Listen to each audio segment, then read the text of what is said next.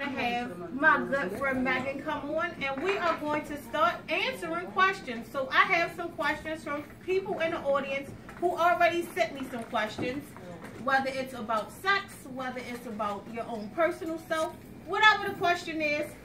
Inbox me on Facebook, Stacey L. Ferguson. Submit your question. I'll answer it on the show. So now we are going to bring Megan up, and then she can formally introduce herself. Megan, come on up. Woo! Go, Megan. Hello. And you see, Megan came with her drinks. That's how we do it, Megan. So we will start, and you don't have to give your last name if you don't want to. But if you want to, you can also promote where you work, so we can get some people in. So formal introduction. Introduce yourself, name, and what you do. I'm Megan Shipley, and I'm a nurse practitioner. I work at the Baltimore City Health Department Title X Family Planning Clinic. So there's two of them. There's one on the east side, one on the west side. North in Pennsylvania, and then Caroline in my place. I'm out on maternity leave right now, but I'll be going back in 2 weeks. So I'm drinking water. I've been doing this for about 8 years. Yep. All right. So we're going to start firing off some questions, and we'll have some Q&A, and then we will go to the next subject.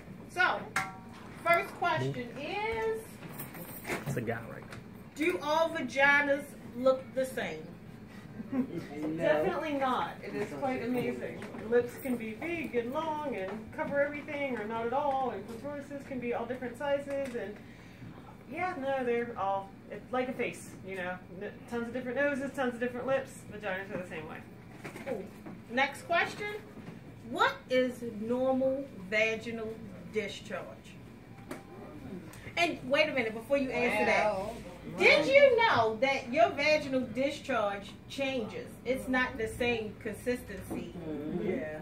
We got some smart ones. You know, I didn't know that until I got pregnant. The first time, the doctor was like, so when your discharge is a little slimy, then you know, that's when you get in there, you can get pregnant. When it's a little thick and pasty, now ain't nothing going on. I was like, what? I didn't know that. So, all right, I already answered the question. So let's do this. Megan's going to give the clinical version of the answer. I'm going to get a hood version of the answer. All right, so what is normal vaginal discharge? Okay. It shouldn't itch or smell bad. Now, no one's going to smell great at the end of the day, but if the actual discharge really smells funky, then that's a problem. Normal vaginal discharge can be anywhere from slippery clear, almost like egg whitey, which is the kind you're talking about. That's usually a sign of ovulation, so not a good time to go without a condom.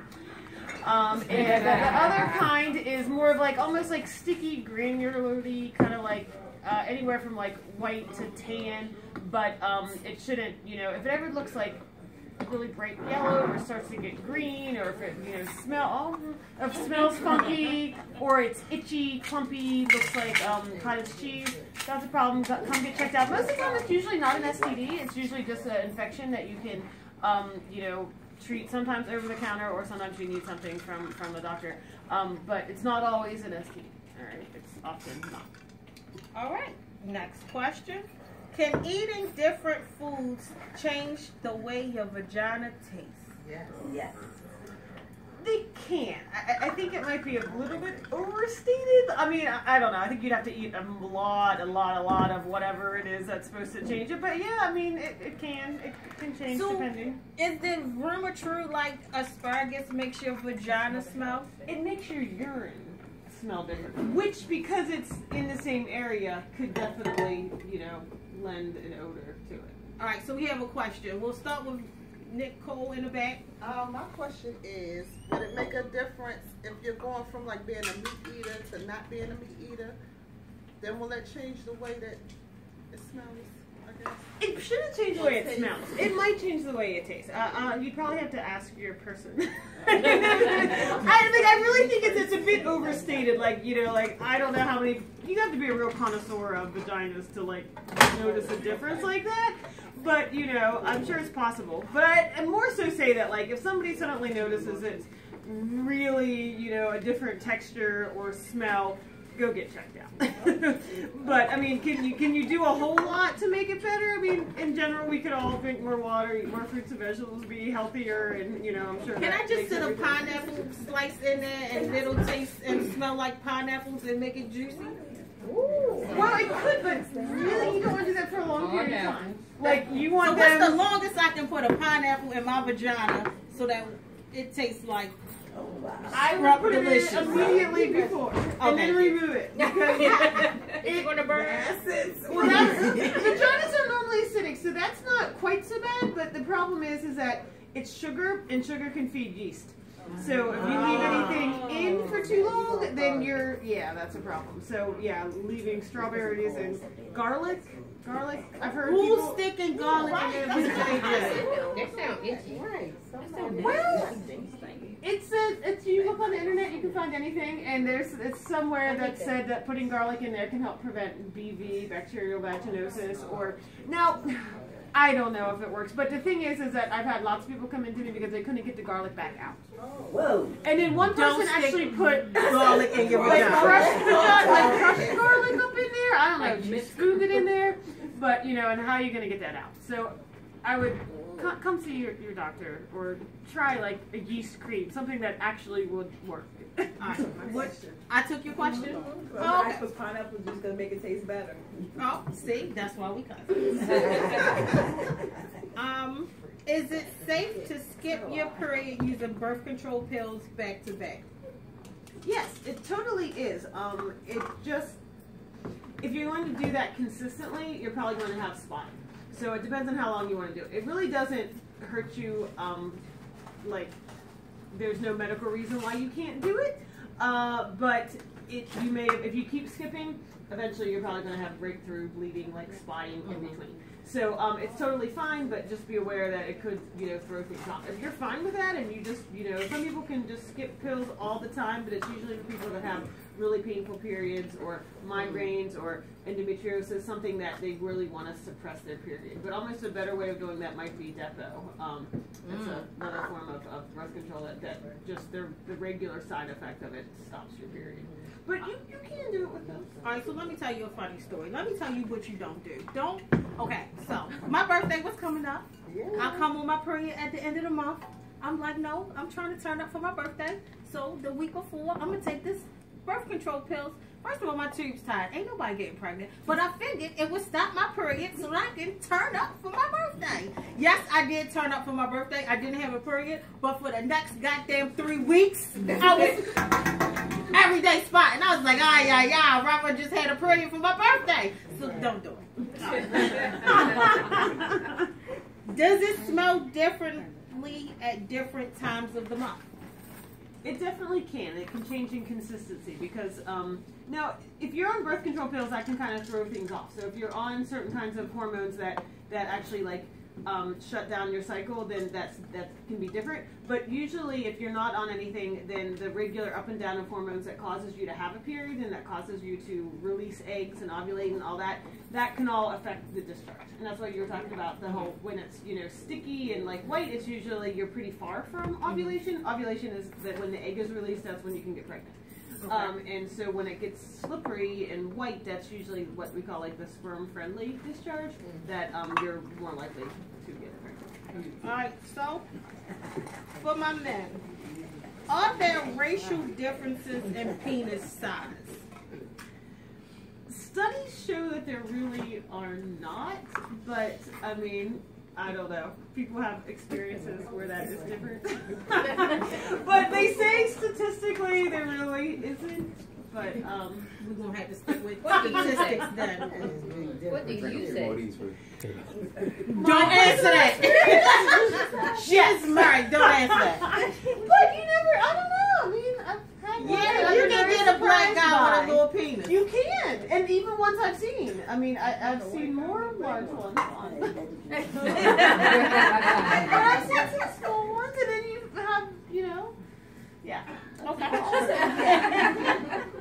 Can you pee when you're completely cold? It's very difficult for a guy to do that. I mean, they really has to kind of, it has I gotta to stand back over here. The toilet be over there. They got him Jedi mind I mean, there trick. might be some guys that can do that, but yeah, Projectile usually that's, and pretty much, if it's hard, you're not gonna pee. So they have to calm down and let it get at least somewhat soft to pee if they really need to pee. But I've heard that sometimes men get so distracted because their bladder's so full, yet so they can't come or they can't even like, yeah. So it's almost like just go pee and then come back. Okay. But if you can be hard and pee, Mm-hmm. what does that really mean? Does that mean Well, then I'd be You've concerned been if it's actually practicing. discharge, or no. I mean, so like if something's really coming out of there and they're not, and it's not cum, and they're not peeing, you know, like. But I don't know. I mean, I guess. Ask the man. Yeah. men? Next to the audience. Anybody want to answer that? Can you? I mean, is this something you've heard that Why? happens? I've never had anybody tell me that they've been able to do that. Okay. So I think it's normally not completely hard when that can happen. Moving right along. Can you break your penis when you have hard? You can. You can break your penis. Yes. What it actually means is it's actually really dangerous. People can like bleed to death when they break their penis. Okay. So what happens is okay. So the tissue fills up to make the penis hard. The tissue, like muscular or whatever tissue in there, gets engorged with blood. Okay. So when it gets broken, like, and this can happen sometimes. You're bouncing around, you land on it the wrong way. Like porn stars have had this happen, and so what happens is actually it tears the urethra. So on the inside, and then blood just comes out. It's like crazy bleeding from the penis. So it's really an emergency. They need to get to the hospital and have it like, you know, sewed up. So yeah, be careful, rhythm. Yeah. Wow. Yeah. So it's not that like the penis, it's not like a bone or something that gets broken, but literally what happens is it's so hard and there's only so much give. So when if you really land on it the wrong, you know, way, or like doesn't quite get in the hole, then it will actually tear at the inside. So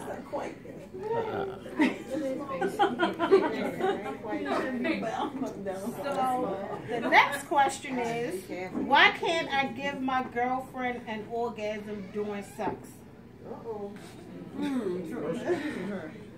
Girls are complicated. Now, a lot of women cannot get off from penetration, penis, vagina alone. Lots of them need some kind of manual stimulation of the clitoris with your hand or with orally. So some women just are never going to get off from just regular sex. A lot of them are more likely to get off from oral sex or even hands or use vibrators. It's something that kind of can be learned, but a lot of women unfortunately don't have enough confidence to kind of tell the guy what they want, and or they don't. Masturbating is the best thing. If you can learn how to do it yourself, then you can kind of tell somebody else how to. But it depends. I mean, there's nothing wrong with you if you can't that way.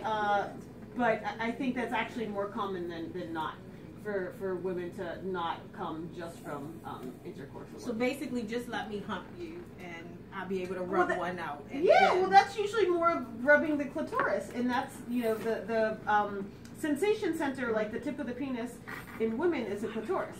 So sometimes pressure alone at that front head of the boat, whatever, will do it. So yeah, some people grinding, rubbing. All right, so we've come to a break. We'll be right back. Stay tuned.